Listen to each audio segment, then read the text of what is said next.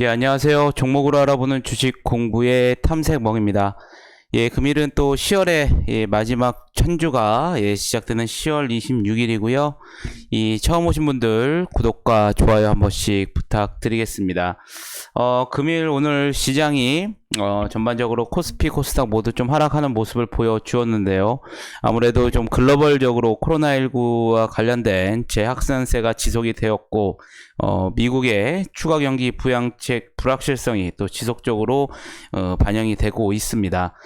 또한 우리 그 대주주 양도세에 대한 우려도 이제 연말이 다가갈수록 조금 반영이 되는 것 같겠고요. 다행히도 오늘 삼성그룹주들이 좀 강세가 나오면서 코스피 시장은 그래도 어느 정도 하락을 좀 받쳐주는 모습을 보여주었지만, 반대로 코스닥 같은 경우에는 좀 더 크게 하락하는 좀 모습을 보여주었습니다. 저번 주에도 말씀을 드렸지만 이제 미국 대선이 이제 얼마 남지 않았습니다. 어쨌든 불확실성 그리고 이에 대한 변동성이 좀 일어날 수도 있는데요. 저번 주를 좀 요약해 보자면 미국 증시 또한 박스권에서 조금씩 좀 하락하는 모습을 보여주었기 때문에 우리나라 증시도 지금 고점을 찍은 이후에 조금씩 좀 밀리는 모습을 좀 보여주고 있습니다. 당분간 좀 미국 대선 때까지는 아무래도 이러한 좀 흐름이 나타나지 않을까 생각이 들겠고요. 그렇기 때문에 여러분들 좀 공격적인 전략보다는 어느 정도 좀 보수적인 관점에서 최대한 여러분들 기준에서 좀 모아간다라는 전략을 펼치시면 좋으실 것 같겠습니다. 그럼 오늘 어떠한 특징 섹터들이 좀 강세를 보이는지 같이 알아보겠는데요. 일단 뭐 삼성그룹주 관련주에서는 제가 이제 이따가 좀 말씀을 드리겠고, 오늘 좀 자동차 관련주들 현대차의 3분기 실적 발표가 나오면서 오늘 좀 대표적인 자동차 섹터들이 오늘 상승하는 모습을 보여주었습니다. 해운 관련주 같은 경우에는 상하이 컨테이너의 운임 지수가 연중 최고치를 달성했다는 소식에 오늘 해운 관련주들이 시장이 하락함에도 불구하고 오늘 좀 상승하는 모습을 보여주었었고요.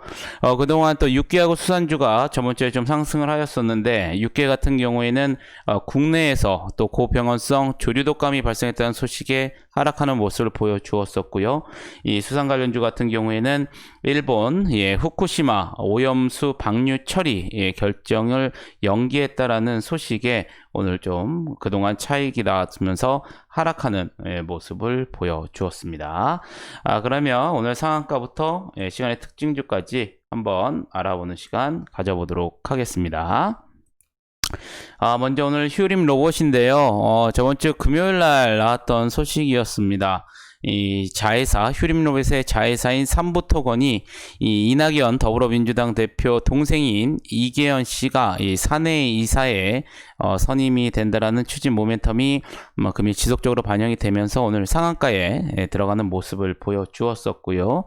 오늘 또 삼성그룹 지배구조의 변화 기대감 속에 이 안암전자 같은 경우에는 삼성전자가 인수한 하만의 제품을 납품했다라는 사실이 부각이 되면서 안암전자가 금일 상한가에 들어가는 모습을 보여주었습니다. 박살바이오 같은 경우에서는 오늘 레포트가 좀 나왔는데요. 이 한양증권에서 레포트가 나왔습니다. 이 국내 세포 치료제 이 핵심 기업으로 이 자가의 NK세포를 활용한 간암 치료제 임상 2상을 진행 중이라고 밝혔고요. 또 자가디시 세포를 활용한 다발 골수종 치료제의 임상 2상을 진행하고 있다고 밝혔습니다. 추가적으로 또 카트티 치료제도 개발하고 있고요. 자체 세포 치료제의 GMP 공장을 또 보유하고 있어서 직접 의약품 생산이 가능하고 또 경쟁업체 대비 사업 확장 가능성도 크다고 분석을 하였습니다.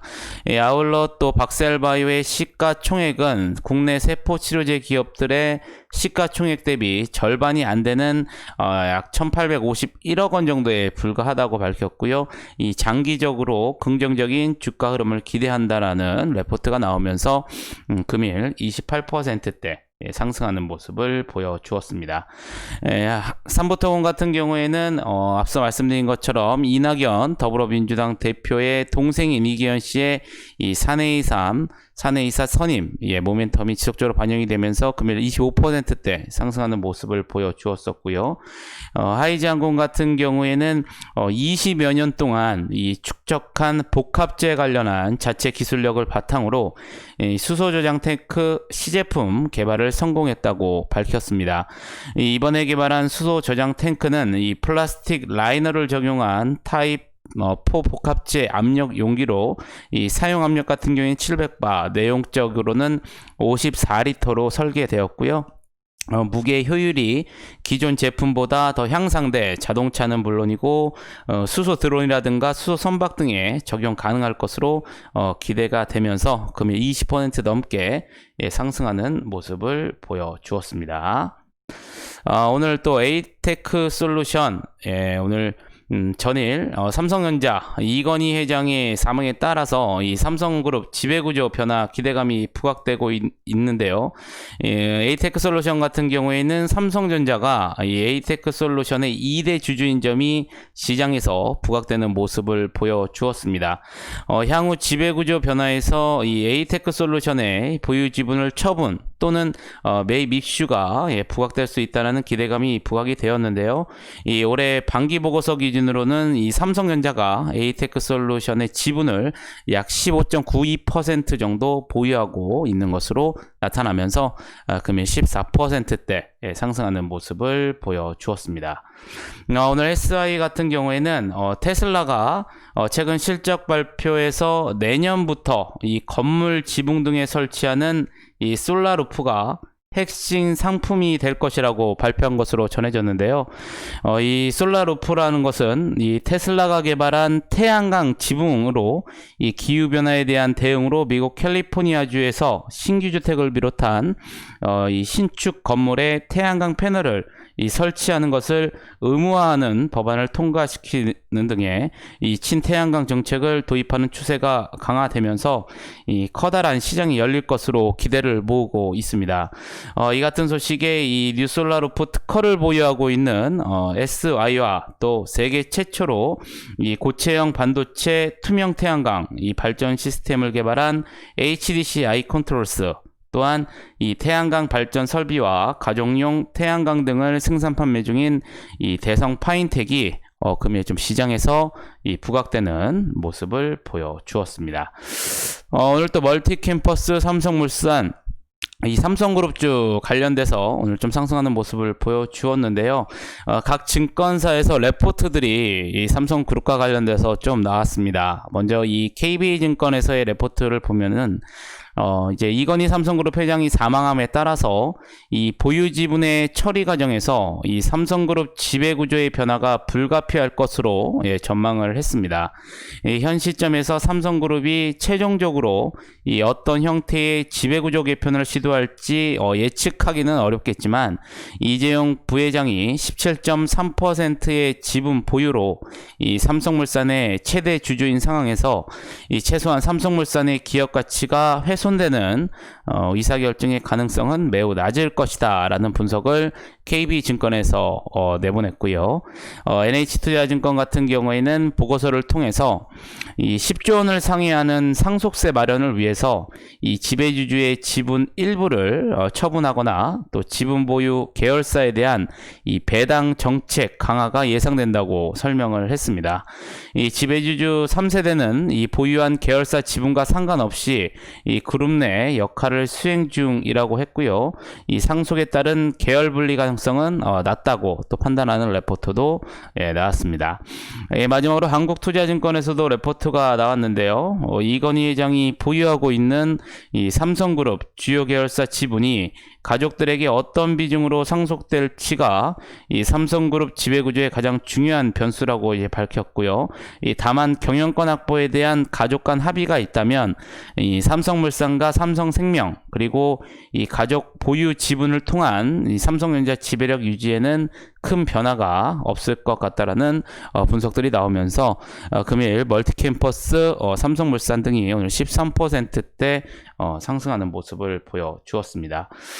앞서 말씀드린 것처럼 대성 파인텍 또한 이 테슬라의 차기 킬러 제품인 솔라르프 언급 속에 이전에 태양광 발전 설비와 가정용 태양광 등의 생산 판매 사실이 부각이 되면서 금일 12%대 상승하는 모습을 보여주었었고요. 제일약품 같은 경우에는 이전에 화이자에서 2조를 투자해서 백신 공급망을 구축한다는 소식 속에 한국 화이자와 이 파트너십이 이루어졌었던 모멘텀이 지속적으로 반영이 되면서 금일 10%대 상승하는 모습을 보여주었습니다. HMM 같은 경우에는 상하이 컨테이너 운임 지수가 연중 최고치 달성 소식에 오늘 해운 테마들이 상승을 하면서 금일 9%대 상승하는 모습을 보여주었었고요. 이 우진 같은 경우에는 삼부토건의 이슈로 삼부토건의 지분을 보유한 사실이 부각이 되면서 금일 8%대 상승하는 모습을 보여주었습니다. 마지막으로 키네마스터 같은 경우에는 3분기 실적 호조에 급등하는 모습을 보여주었는데요.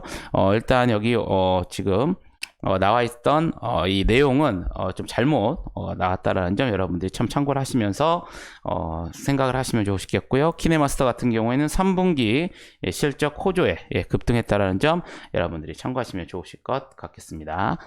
그럼 먼저 시간에 단일가 한번 알아보도록 하겠습니다.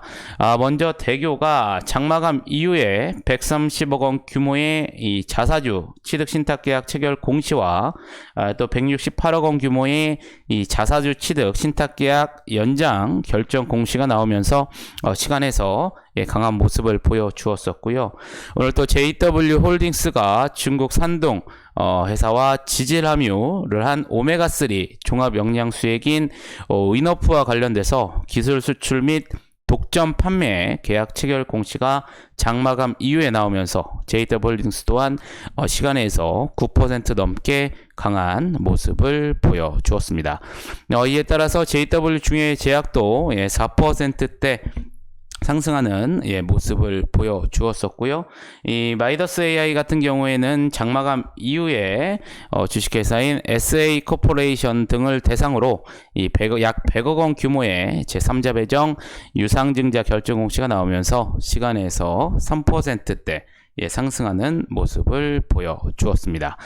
반대로 기아차 같은 경우에도 장마감 이후에 3분기 실적 발표가 나왔습니다. 연결 기준으로 매출액은 전년 동기 대비 약 8% 상승하는 모습을 보여주었었고요. 영업이익 같은 경우에는 전년 동기 대비 약 마이너스 33% 정도로 나왔지만 좀 시장 코로나에 대비해서도 선방했다라는 반영이 나오면서 시간에서 3%대 상승하는 모습을 보여주었습니다. 마찬가지로 JW 신학 그리고 JW 생명과학 모두 JW 홀딩스의 기술 수출 및 독점 판매 계약 체결 공시로 인해서 시간에서 2%대 상승하는 모습을 보여주었었고요. 스튜디오 드래곤 같은 경우에는 장마감 이후에 이 네이버 주식회사의 주식을 약 1,500원의 양수 결정 공시가 나왔었고, 또 네이버를 대상으로 이 1,500원 규모의 제3자 배정 유상증자 결정 공시가 나오면서 시간에서 2% 가까운 상승세를 나타내 주었습니다. 마지막으로 3일 CNC 같은 경우에는 136억 원 규모의 공사주주 공시가 나오면서 시간에서 1%대 상승하는 모습을 나타냈다는 점 여러분들이 참고를 하시면 좋으실 것 같겠습니다. 이렇게 금일 10월 26일 상한가부터 시간의 특징주까지 한번 같이 알아봤고요.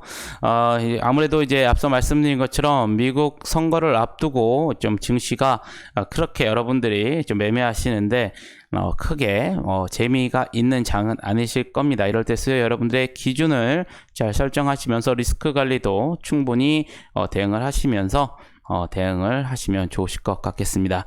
아무쪼록 금일도 매매하시느라 고생이 많으셨고요. 마지막으로 영상이 도움이 되셨다면 좋아요 한 번씩 부탁드리겠습니다. 감사합니다.